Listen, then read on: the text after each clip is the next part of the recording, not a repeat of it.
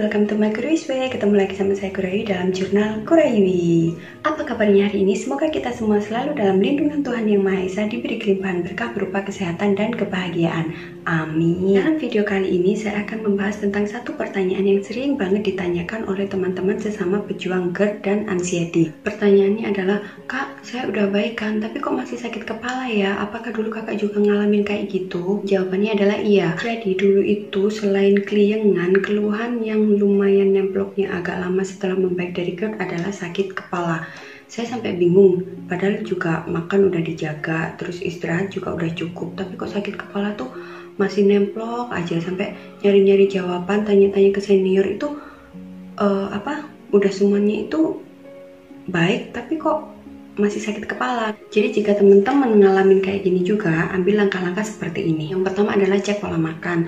Walaupun kita udah membaik, itu kan kadang kita jadinya sembrono gitu kan, karena lambung udah enak, kadang itu kita jadi ini agak sembrono, jadi abai sama pola makan. Nah, dari pola makan, kalau kita kan udah terbiasa sama pola makan alkalin itu, biasanya kalau kita makan ngawur, salah satu efeknya adalah bikin sakit kepala, karena tubuh kita itu kan kayak kalau udah alkalin itu kan kalau udah menerapkan pola makan alkalin itu kan kondisinya jadi lebih basah. Nah, biasanya kalau kita makan ngawur, makan sembarangan, kondisinya jadi asam lagi. Nah, saat peralihan itu dari basah ke asam itu, efeknya bisa sakit kepala. Sama kayak kalau kita dari pas awal nerapin pola makan alkalin detox, itu kan ada yang efeknya sakit kepala. Nah, sama juga seperti itu, kalau kita udah membaik dari GERD dengan pola makan alkalin yang baik dan benar, yang ketat, terus tiba-tiba makan ngawur, itu efeknya bisa menimbulkan sakit kepala.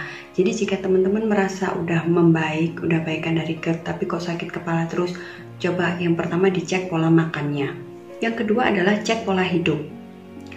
Jam tidurnya udah cukup belum?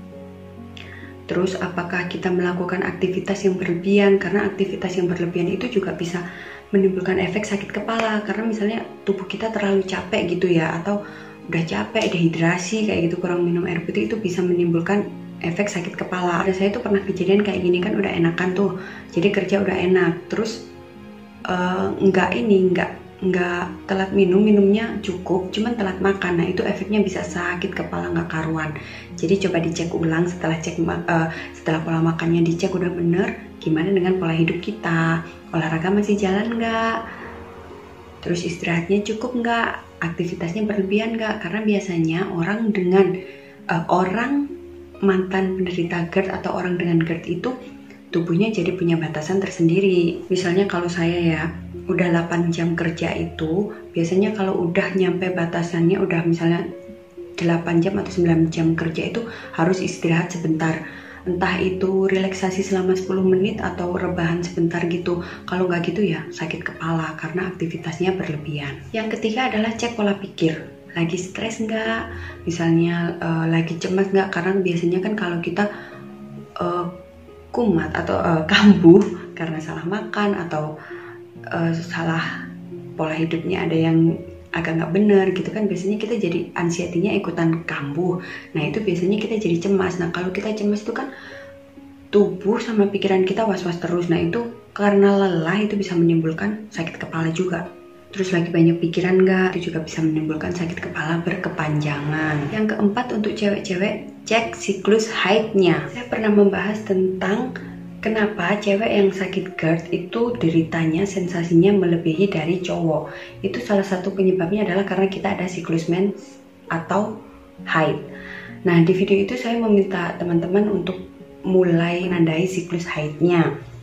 Itu biar kita tuh bisa jaga untuk diri kita sendiri gitu loh. Jadi misalnya kalau untuk mendekati mau PMS, kita bisa jaga pola makan, pola hidup, biar sensasinya nggak terlalu berlebihan. Nah, jika sakit kepala tiba-tiba muncul, nggak tertahankan atau nggak hilang-hilang, coba dicek siklus haidnya. Biasanya kalau mau mens, itu juga cewek-cewek mengalami sakit kepala yang lumayan panjang. Ada yang seperti itu, biasanya sebelum, saat, dan sesudah mens. Jadi itu kenapa pernah juga di video itu saya jelaskan ya, kenapa cewek itu ada fase angel dan fase monster karena kita memiliki siklus menstruasi. Jadi buat cewek-cewek yang misalnya kok sakit kepala terus sih nggak hilang-hilang, coba dicek apakah udah mau mendekati datang bulan. Kalau iya, ya terima saja. Caranya ya paling diredakan dengan istirahat yang cukup atau minum herbal tea. Yang kelima adalah cek tensi atau tekanan darah. Sakit kepala ini bisa aja karena tensi kita rendah atau tinggi. Jadi walaupun tubuh kita udah membaik, kadang itu kita nggak, karena saking banyaknya sensasi yang sebelumnya kita rasakan ya, jadi nggak menyadari gitu loh, nganggepnya apa-apa tuh dari GERD.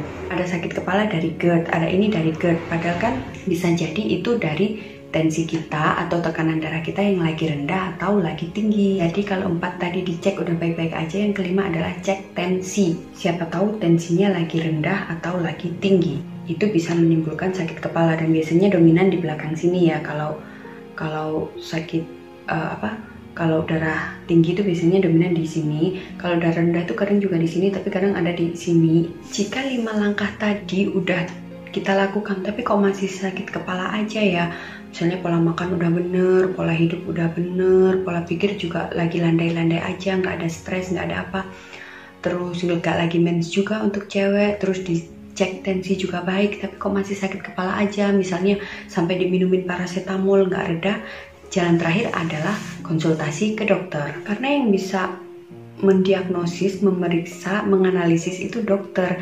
Jadi saya dulu tuh juga gitu. Kalau saya keluhannya itu kan sakit kepalanya tuh dari ketika mulai beraktivitas. Jadi misalnya kalau malam gitu ya, udah nggak terlalu beraktivitas tuh nggak terlalu sakit kepalanya, terus dibawa tidur enakan, terus pagi bangun itu enak. Cuman kalau udah mulai beraktivitas itu mulai dah sakit kepala itu di sini, di puncak kepala sini sampai kayak di sini, terus sampai kayak mata tuh kayak apa ya, kayak berat, kayak mau keluar gitu loh rasanya. Terus selain itu, yang akhirnya membuat saya untuk memutuskan periksa ke dokter itu, saya kalau mandang orang tuh jadi aneh. Jadi misalnya kalau nggak deket gitu ya, jadi jarak berapa meter gitu, saya lihat muka orang tuh kayak hidung, mata, sama mulut tuh jadi satu. Jadi kayak matanya tuh satu, hidungnya satu, mulutnya satu. Jadi aneh gitu loh. Terus saya mikir, oh mungkin sakit kepalanya nih bukan karena GERD. Akhirnya saya konsultasi ke dokter dan ternyata di situ sama dokter kan dianalisis, karena saya kan juga ada sinusitis ya. Dulu sebelum GERD ada sinusitis, dan ketika GERD itu sempet divonis sinusitisnya kambuh gitu kan. Terus akhirnya saya diperiksa, dilihat kondisinya baik untuk sinusitisnya. Akhirnya dilihat-lihat ketemu masalahnya di situ adalah dari mata. Jadi dokter, saya kan periksanya ke puskesmas. Dokter umumnya waktu itu menduga mungkin ini masalahnya di mata kamu. Jadi karena udah diwawancara kan, maksudnya ditanya-tanya keluhannya gimana. Terus saya kan bilang, yang aneh itu ini dok, kalau saya lihat orang kenapa mukanya ini ya, mata, hidung, sama mulut tuh satu. Jadi matanya ini kan harusnya 2, itu tuh jadinya kayak satu semua. Jadi matanya satu di sini, hidungnya satu, jadi kayak satu garis gitu loh. Terus nah karena itu dokternya langsung, ini kayaknya masalahnya di mata kamu deh, aku kasih kamu rujukan ya, periksa ke rumah sakit. Dan setelah itu ternyata emang setelah dirujuk itu ketahuan kalau mata saya minus. Setelah pakai kacamata hilang deh sakit kepalanya.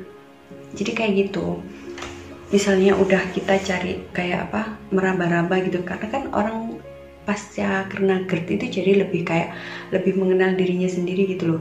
Jadi kalau misalnya ada yang nggak beres itu kita sering mengintrospeksi, kenapa ya, apa pola makanku, pola pikirku, pola hidupku yang nggak baik gitu kan. Kalau udah kita cari-cari sendiri nggak ketemu penyebabnya, ya jalan terakhir adalah kita bertanya kepada dokter, karena dokter adalah ahlinya gitu loh. Jadi jangan bertanya ke internet kan nggak tahu, maksudnya kita cuma menyebutkan ya bener itu berdasarkan hasil apa ya, kayak penelitian, ada juga yang dari hasil ulasan dokter gitu ya. Cuman kan kita nggak ketemu secara langsung gitu loh. Kalau kita periksa ke dokter kan nanti bisa diperiksa fisiknya, misalnya biasanya dari langkah awal kan dari tensi itu ya. Kalau tensi normal baru deh kita ditanya-tanya keluhannya kayak gimana, itu ceritakan semua.